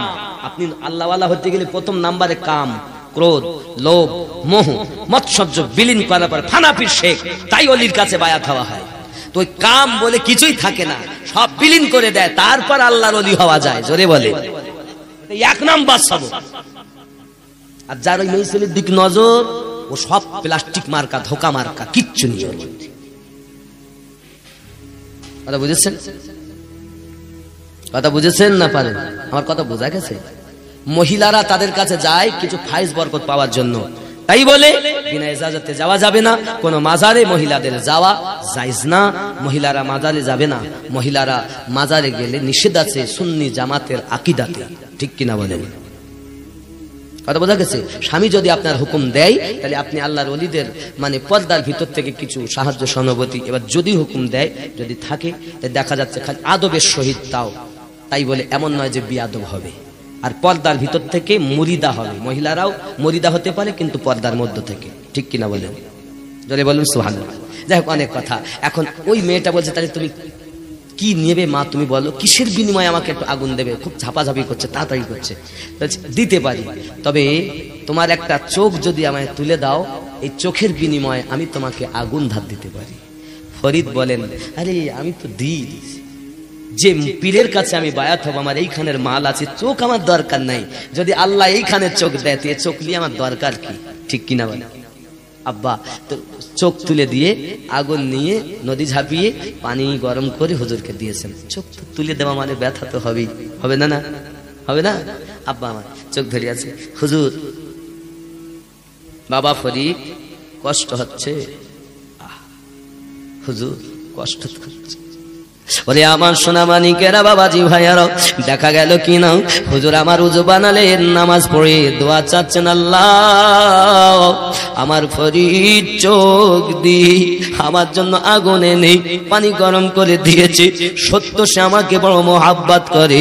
আয় আল্লাহ, যে মেয়েটা আমার ফরিদের চোখ নিয়েছে, কাল সকালবেলা যেন ওই মেয়েটা চোখ সহ দরবারে হাজির হয়। এ দোয়া কবুল করে নাও। জোরে বলুন। খুব সার কথা, টেনে টেনে ছোট করছি বাপ। এবার দেখা গেল সকালবেলা হুজুরের মুরিদ করতে হবে, মুরিদ করে দিয়ে বিদায় দেবে। এখন একটা চোখ তো নাই। পীর কখনো চায় না, বাপ কখনো চায় না সন্তানের কষ্ট হোক, তাই পীর আপনার আল্লাহর কাছে দোয়া করে দিয়েছেন, দোয়াটাও কবুল হয়ে গেছে। এখন ওই মেয়েটা চরিত্রহীনা মেয়ে, হাতে তার চোখ আছে, চলে এসে এখন বলছে, হুজুর বলছেন মা তোমার চোখ তো আমার ফরিদকে দিয়ে দিতে হবে। মেয়েটা বলছে হুজুর আমি চোখ দিতে পারি, আমি বড় পাপী, বড় গুনাহগার, আমাকে যদি তওবা পড়িয়ে, আমাকে যদি কলেমা পড়িয়ে এই সত্য পথের সন্ধান হুজুর আপনি দেন, আমি চোখ দিয়ে কি করব হুজুর?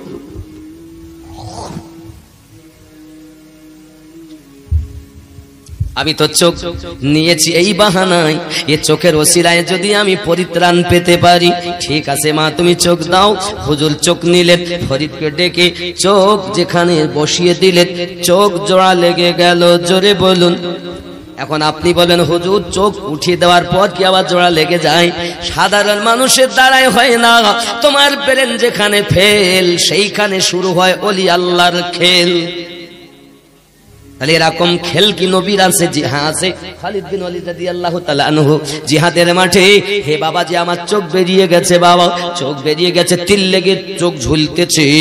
ওমর রাদিয়াল্লাহু তাআলা আনহু দরজায়, কোথায় যাও? নবী পাকের কাছে যাচ্ছে, চোখ আমার ঝুলে গেছে, চোখ ঠিক করতে। নবী কি ডাক্তার নাকি চোখ ভালো করবে? সাহাবায়ে রিদওয়ানুল্লাহি তাআলা আলাইহিম আজমাইন রাখি দাও। নবী আমার ওই নবী যার কাছে গেলে এ ওঠা চোখ জোড়া লেগে যায়, আল্লাহ সে ক্ষমতা নবীকে দিয়েছে। জোরে বলুন, জোরে বলুন। তুমি বলো নবীর দরবারে যেতে হবে না। সাহাবী রাসূল বলেন নবীর দরবারে গেলে কারো বঞ্চিত হয় না কেউ। আমার নবী এমন দেওয়া দেয় তার প্রয়োজন হয় না। বাবা আমার কেউ জাহান্নামী থাকলে নবীর ওসিলায় জান্নাতি হয়। জোরে বলুন। হাদিস শরীফের মধ্যে লেখা, আমার নবী পাকের কাছে গেছি, হুজুর কি হবে? তুমি কি চাও? হুজুর চোখ ভালো করে দেন, আর আপনার দয়া আমাকে জান্নাতু করে দেন। জোরে বলুন। আমার নবী পাক চোখে হাত দিলেন, সঙ্গে সঙ্গে চোখ আপনার বসিয়ে দিলেন ধরে, চোখ জোড়া লেগে গেল। দেখে বোঝা যায় না কোন চোখে তিল লেগেছে। হে বাবা নবী হাত মোবারকা দিলে বাবা সাহাবীর চোখ ভালো হয়, আল্লাহর ওলিতে হাত দিলে তার মুরিদের চোখ ভালো হয়। জোরে বলুন। নবীদের জন্য মুজিজা আর ওলিদের জন্য হলো কারামাত। কারামাত কারামাত হাক্কুন, কারামাত সত্য সত্য। আর বাবা কারামাত শুধু হলে হয় না, আল্লাহর ওলিরা বেলায়াত প্রাপ্ত। এই বেলায়াতের সর্বশ্রেষ্ঠ যিনি, তার নাম হলো মাওলা আলী। আলীকে যারা মানে তারা প্রকৃত ওলি হয়েছে, আর আলী বাদ দিয়ে যারা ওলি বলে এরা ডুপ্লিকেট ওলি। বাবা আলীওয়ালা যারা হবে, আল্লাহর নবী থেকে ফায়েজ প্রাপ্ত, ক্ষমতা প্রাপ্ত, তারা নেককার ব্যক্তিতে পরিণত হবে। আল্লাহ যাদেরকে বলেছেন সালিহিন, নেককারের অন্তর্ভুক্ত তারা হবে। জোরে বলুন সুবহানাল্লাহ। অনেকে দেখবেন আলীর কথা বললে অনেকে রাগ হয়, বলে শিয়া নাকি? আরে খেপা, বেলায়াতে ওলি হয়, নবুয়াতে নবী হয়, আর বেলায়াত তো আলী থেকে এসেছে। জোরে বলুন, আরো জোরে বলুন। তুমি আলী না মেনে ওলি হবা কেমন করে? যারা আলী বাদে ওলি হয়েছে তারা গাদ্দার হয়েছে, আর যারা আলী ধরে নবীর বন্ধু হয়েছে, আল্লাহর প্রিয় হয়েছে, তারা প্রকৃত ওলি হয়েছে। জোরে বলেন। সারমর্ম কথা। এবার ওই নবী পাক সাল্লাল্লাহু আলাইহি ওয়াসাল্লাম হাত মোবারকা চোখ ভালো, শেখ কুতুবউদ্দিন বখতিয়ার কাকি হুজুরের দ্বারায় চোখ বসালে চোখ ভালো। এখন হুজুর আমাকে মুরিদ করে দিলেন, বিদায় দিলেন। মেয়েটাও কালেমা পড়ে নিলেন, সঠিক তওবা করে ফিরে এলেন। জোরে করে সুবহানাল্লাহ। রাস্তা দিয়ে যাচ্ছে, জঙ্গলে বসে রয়েছে এক ডাকাত, তার নাম হলো নিজাম। কি নাম? নিজাম। 99টা মানুষ খুন করে ফেলি, এক আধটা না বলো। জঙ্গল দিয়ে কে যাওয়ার মতন নি, ডাকাত। এখন ওই রাস্তা দিয়ে সে ফরিদ যাচ্ছে, আর নিজাম কি আছে বাইর কর, হাতে তলোয়ার, যা আছে দে, যদি এক্ষুনি জবাই কর। আচ্ছা বলেন, আল্লাহ আল্লাহ মানুষের কাছে কি থাকবে? এই ঝোলা ঝামটা জামা কাপড় ছাড়া কি পাওয়া যায়? কিচ্ছু জানি না, কি আছে দে। জানিস এক আধটা নয়, আমি 99টা কতল করেছি, তোর দে বলে 100 করবো। প্রথমেই নিজামের সঙ্গে দেখা ফরিদের। আল্লাহর কি কুদরত দেখেন। হযরত শেখ ফরিদ বলছেন, নিজাম বাবা আমি তোমার বুঝতে পারছি, তুমি কয়টা কতল করেছো, খুন করেছো, মার্ডার করেছো? তাহলে 99টা। আচ্ছা তুমি যে অনেক মানুষের কাছে লুটতারাজ করেছো, কতল করি, মার্ডার করি, যারা যেত তুমি তাদের কাছে সমাল মাত্রা নিয়ে গেছো? হ্যাঁ নিয়ে গেছি। আচ্ছা তুমি যা পাপ করেছো নে তো, তুমি তোমার বিবিকে, তোমার মাকে, তোমার বাপকে, তোমার বাচ্চাকে মানুষ করেছো। হ্যাঁ আচ্ছা তোমার এই পাপের ভাগ কি কেউ নেবে? তাহলে নেবে মানে কে জানি নেবে না, তারা অবশ্যই নেবে না, সে নাই বুঝলাম। আচ্ছা তুমি কি একটা শুনিয়ে দেখেছো একবার? তা শুনিয়ে এসো গে। ও পালানোর ধান্দা দেখেছিস তো, দেখেছিস দিছি বলো তোরে যাতে বের কর। আচ্ছা না বাবা, আমার কথা যদি তোমার বিশ্বাস না হয়, তা তুমি যাতে বিশ্বাস করবা সেই রূপ ভাবে তুমি আমাকে আটকে যাও, গিয়ে তুমি শুনে এসো, আমি তত সময় এখানে আসি। তারা যদি ভাগ নেয় তাহলে তুমি আমাকে জবাই করে দিও, আর যদি তারা ভাগ নেয় না নেয় তা তুমি ঘুরিয়ে এসো, আমি এখানে আসি। এখন নিজাম বলতে চাই এটা শর্ত, আমাকে যখন বলতেছে বেঁধে জাতি তা বাঁধবো। এখন ও মনের মতো করে এক গাছের সঙ্গে বেঁধেছে। কাকে? শেখ ফরিদকে। আহা হে বাবা। এখন নিজাম বাড়ি গেছে। বাড়ি গিয়ে বলতে, মা বাবা নিজাম এসছো? জি। মা বলতে, বাবা দুটো ভাত খেলাম, বাবা দুটো খাওয়া দাওয়া করলাম। এমন সময়তে বলছে, মা খাওয়া দাওয়া করবো না, আগে বলো আমি যে একটা নয় দুটো না 99টা কতল করে মানুষের কাছ থেকে এনেছি, এনে দিয়েছি তোমাকে খাওয়ার জন্য। ও মা আমার এই পাপ, আমার এই গুনার ভাগ কি তুমি নিয়েছো? যদি আমার গুনার ভাগ লাও তাহলে খাবো, নইলে খাবো না। মা বলতে, কি বলছো? ছোটবেলায় তোর আমি দুধ খাওয়াইছি, তুই আমার দুধের ভাগ দিস? এই যে আমি কত কষ্ট করেছি, ছোট ছিলিস, লালন পালন করিস, আমরা তো কিছু বলিনি যে ভাগ নাও। কত কত জায়গায় কত কষ্ট করেছি, তুই ভাগ নিবি? আমরা এখন বিরুদ্ধা হয়ে গেছি, আমরা তোর ভাগ নিতে যাবো কেন? বাবা তুই কি করে আনেছিস, তুই তোর হিসাব দিবি। আরে সর্বনাশ। নিজাম বলতে, কি হইল? ওগো আমার আব্বা মাথার ঘাম পায়ে ফেলিয়েছেন, মা বাচ্চাকে বেশি ভালোবাসি, বাচ্চার কান্নায় মা কাঁদে, বাচ্চার খুশিতে মা খুশি হয়, সেই মা ভাগ নিচ্ছে না। বাবা এ সোনা মানিকের পিতাও ভাগ নিল না, চলে গেল বিবির কাছে। বিবি রে তোর জন্য, সুখের জন্য একটা নয় দুটো না 99টা মানুষ কতল করেছি, বলো কি তুমি আমার পাপের ভাগ নেবে? হে বাবা ওগো আমার পাটকেল পোতা এলাকার জওয়ান যুবকেরাও, বোঝা গেল বাবা আমার সুদ খাচ্ছেন, আপনি নিজের আখেরাত বরবাদ করছেন, মিথ্যা কথা বলতেছেন, মানুষকে ফাঁকি দিয়ে আনতেছেন, আল ঠেলতেছেন, যত পাপ করতেছেন পাপের ভাগ কেউ নেবে না। বিবি রে তুই কি আমার পাপের ভাগ নিবি বল? বিবি বলে, না না না, আমি তোমার স্ত্রী, আমি তোমার কেন ভাগ নিতে যাব? আমি বাপ মা ফেলে, আমার জন্মভূমি ফেলে তোমার কাছে এসেছি চলে, আমার ভরণ পোষণ তোমার দায়িত্ব, কিভাবে আনবে না আনবে ওটা তোমার ব্যাপার, তোমার পাপ তুমি দেখো, আমি ভাগ নিতে পারবো না বাবা।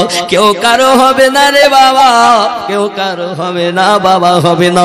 আমার পীর কেবলা আলিমউদ্দিন নকশবন্দি রাহমাতুল্লাহ আলাইহি লিখেছেন কত সুন্দর করে, স্ত্রী পুত্র বন্ধু যারা আপন তোমার নহে তারা রে, ফেলে আসবে কাফন দি নিরালা জায়গা, পথবে চলবে না বেশি না। কেউ কি আমার হবে? আজকে জলসাতে তওবা করুন, এরা আমার লয়, এদের জন্য আপনি কেন এত কষ্ট করতে যাবেন, মিথ্যা করতে যাবেন? সত্যের উপর দিয়ে যতটুকু হয় করেন। আপনি এই সংসারের মালিক না বাবা, আপনি হলেন আল্লাহর চাকর, যতটা পারা যায় করেন, চেষ্টা করবেন বিচার করে জীবন যাপন করার। এখন যাই হোক, নিজাম ঘুরে গেছে, গিয়ে দেখে শেখ ফরিদ নামাজ পড়ছে, নামাজ পড়া হয়ে গেল, হুজুর মন বলো ঘুরিয়ে গেছে, 99টা কতল কারণে মন বলো ঘুরিয়ে গেছে। যেমন সবাই বলি নেবো না, আমার কবরে তুমি একা যাবে, তোমার হিসেব তুমি দেবে, মন বলো। এবার হুজুর তাহলে আমার উপায়, আমার তো কেউ ভাগ নিল না হুজুর, উপায়? তুমি বললেন এই শুকনো গাছের নিচে থাকো, যেদিন এই শুকনো গাছে পাতা ফল ও ফুল ধরবে সেদিন মনে করবা আল্লাহ তোমার জীবনের গুনাহ মাফ করে দিয়েছে। জলে বলেন আব্বা এখন ওই গাছতলায় আল্লাহর ইবাদত করে, আল্লাহ আল্লাহ করে। এখন হঠাৎ একদিন রাতের বেলা দেখছি খট খট আওয়াজ হচ্ছে, উঠে দেখতেছে একজন লোক মাটি কাটতেছে। হ্যালে তুই এখানে মাটি কাটতি কেন? এই মাটি কাটতি কেন? নিজাম আগের থেকে একটু মেজাজটা কম, খেতে ভাগ লাগে না, মেজাজটা কম। মাটি কাটতি কেন? সত্যি করি বল, দেখিস তো আমি 99টা করিস, বেশি আবল তাবল করলি তোকে দেখ সব পূর্বতে যায়। মাটি কাটতি কেন বল? তাহলে তো এই যে জায়গাটায় একটা মেয়েকে আজকে মাটি দেশে, ওই মেয়েটার রূপ খুব সুন্দরী দেখতে, আমি তার প্রেমের পাগল ছিলাম। তো এই মেয়েটা মরে গেছে, এ বেঁচে ছিল যখন, একে এত চেষ্টা করেছে আমি পারিনি। একদিন আমি একে গিয়েছি পাশে, হঠাৎ দোয়া চাচ্ছে, আল্লাহ গো এই নিষ্ঠুর এ আমার ইজ্জত নিয়ে খেলা করবে, আল্লাহ এর থেকে তুমি আমার মরণ দাও। আল্লাহ কি হয়েছে, তার দোয়া কবুল হয়েছে, মরি গেছে, ওকে মাটি দিয়ে গেছে। তো জীবিত অবস্থায় যখন পারিনি, মরার পরে মনের বাসনা পূর্ণ করবো তাই মাটি করতেছে। তা নিজাম বলতে যাক গিয়ে যাক, যা হবে হবে, এটা 100 পূর্বতাই যা হবে, দে ভাই এক বাড়িতে শেষ। কথা বুঝেছেন? 100 পুড়িয়ে গেছে, এখন এসে গাছতলায় চুপ করে বসে আল্লাহ আল্লাহ করতেছে। অনেক বছর পর, 12 বছর পর ওই রাস্তা দিয়ে যাচ্ছে শেখ ফরিদ, যাতে গিয়ে দেখে ওই নিজাম পড়িয়ে রয়ে গাছতলায়। আই নিজাম, যে হুজুর কি ব্যাপার? নিজাম তুই এখানে আছিস এখনো? একটু ওপরের দিকে তাকাসনি? হুজুর আমায় মাফ করুন, হুজুর আমায় মাফ করুন, জীবনে এত বড় পাপ করেছি, মা ভাগ নিল না, বাপ নিল না, বিবি বাচ্চারা কেউ নিল না, 99টা করেছিলাম হুজুর। আর একটা ছেলে এখানে এরকম অপরাধ করছিল, 100 পুরি আমি আর আল্লাহর আকাশের দিকে তাকাই না। কোন লজ্জাতে আকাশের দিকে তাকাবো, তাই মাটির দিকে মুখ করে শুধু আল্লাহকে ডেকে যাই। হযরত শেখ ফরিদ বলে, বাবা নিজাম একটু গাছের দিকে তাকায়া দেখো, এই শুকনো গাছে পাতা ধরেছে, ফুল ধরে গেছে, মানে আল্লাহ তোমার জীবনের গুনাহ মাফ করে দিয়েছে। জোরে বলুন সুবহান।